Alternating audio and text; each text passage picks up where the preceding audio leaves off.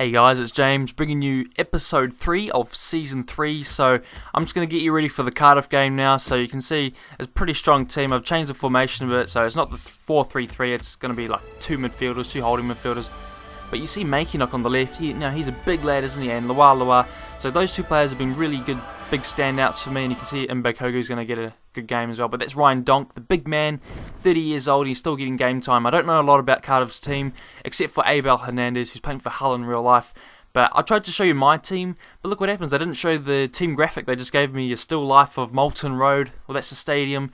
And I just really enjoyed looking at the stadium for, however long it is. It's going to finish soon, but so that was a bit weird. I didn't get to show you the team, but you saw a glimpse of it in the team management before. But we're just going to do the Wigan play around from the back and just work our way, find some space. Focke-Ball, who's in at left back today, and we're just going to work our way around the midfield, try to dominate the field. There was Abel Hernandez, who just fell over on his ass. Donk just trying to get up forward now. He's got the orange boots. He's pointing. He's going to go that way. Bakuna's going to pass backwards again. Now Donk, the big man's come forward again. Mobility, utility, all that stuff. Daniel Johnson on the ball now. Bakuna linking up. Focke-Ball's going to make one of his nice left back runs. Take a shot, and then good rebound again. Donk switching play again. Here's Focke-Ball. He's going to make another one of his runs. Here we go. Keep running, mate. Keep running, and he's going to cross. Then on the end of it is Mbakogu, Jerry Mbakogu. Now I talked about him in the last episode when I showed you the team.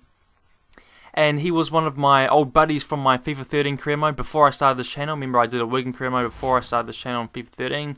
And he just scored so many goals. He's 24, 23 in this game right now. So remember, we're in Season 3.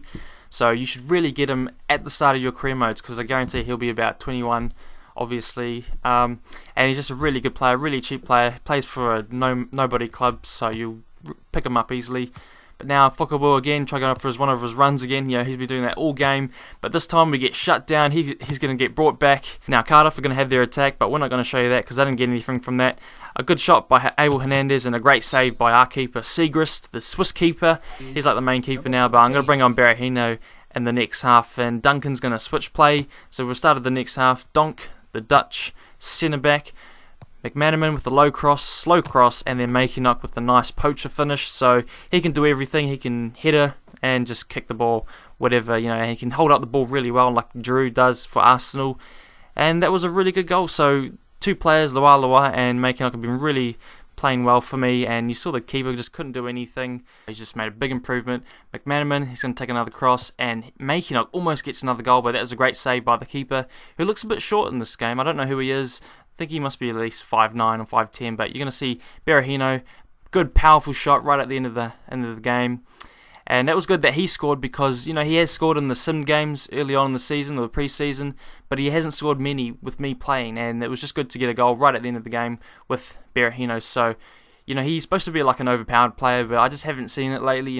Just maybe because I preferred Makinock, but that keeper couldn't do anything, could he? So Nick Powell, he's not happy, so we're going to have to get ready for the next game, just push on, and probably use Powell for that game now. You can see him there on the right of the midfield, but Daniel Johnson's going to get a break, and we're going to bring on a Zog. But I'm struggling to pick, an 11 for each game. I've got so many players now, even though I got rid of so many players in the off-season. But there's Mbakogu. I've given him the new boots. Make sure when you do your career modes, get some new boots, because there's lots of new boots that come out in the catalogue. And I got those ones. There's some other new boots. It's like the Nike, I don't know, they're white boots. They're really cool. So check out the catalogue for some new boots. And there's Rajkovic, Slobodan Rajkovic. I haven't changed some of the appearance for some of my players since the start of the series, when we were in the championship. So he'll get a new look. And there's the boots I was talking about, the Nike. They look nice, don't they? And give them some ankle tape as well. And now we have another game. We're playing at home, so breath of fresh air for me. I always find that playing at home is a lot easier for me. I don't know why. It's just something I'm used to. You can see the Game Face crew walk out now into our stadium, but we are playing Aston Villa, and the main thing for this game is the debut for Ryan Babel, the proper debut. I think I might have played him in a sim match, but I'm going to be playing him probably this time in the 4-3-3, so that's my favourite formation. He'll be playing on the left of the wing. You'll see him there, but there he is right there, and there's Niall Ranger and Lua. So what do we know about Aston Villa? We don't know a lot. Darley Blind, I cannot believe he's transferred from Man United. He's a very good player, but there's, It's probably his older game face. It just doesn't look real, does it? But there's Omar Gonzalez, our captain, and we're going to get this game started. Right, so let's go. First touch for Ryan Babel. He gives it away. And now what's going to happen for this? Aston Villa are going to make an attack. They're going to work their way up. So I sped this play, obviously. They're going to work their way inside the box. And then Grealish, I think that's his name, Grealish, is going to take that shot. And that was a good goal, wasn't it? So, you know, not the best first touch for one of my new signings, especially a marquee signing like Babel. I haven't used him a lot, but here he is. That was a good touch from him again. You know, he just got his second touch. Now he's a bit comfortable on the ball. And then we've just got to defend now. Grealish again. And then they managed to score. So that was like 10, 11 minutes. And now we're just got to think, you know, we got to start putting our foot down and start defending, start playing our game now, or else it's going to turn really bad for us. So we'll just try and get this game started again. And you know what I think? I think we need a lucky break. I think we just need anything. So we've got this play here.